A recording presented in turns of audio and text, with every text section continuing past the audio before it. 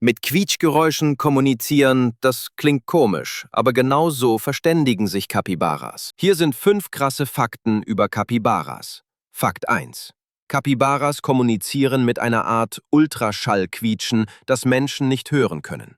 Damit warnen sie ihre Gruppe lautlos vor Gefahren. Fakt 2: Sie haben Schwimmhäute zwischen den Zehen. Damit bewegen sie sich nicht nur elegant durchs Wasser, sie können sogar bis zu 5 Minuten lang komplett untertauchen, um Raubtieren zu entkommen. Fakt 3: Capybaras sind so sozial, dass sogar andere Tierarten wie Vögel, Affen oder Katzen sich freiwillig in ihre Nähe setzen.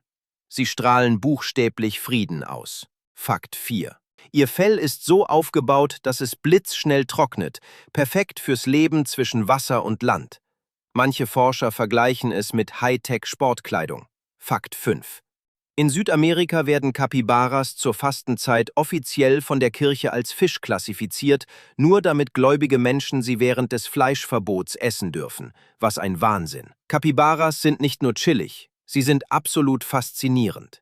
Welches Tier soll ich als nächstes enthüllen? Lasst ein Abo und einen Like da. Es würde mich sehr freuen.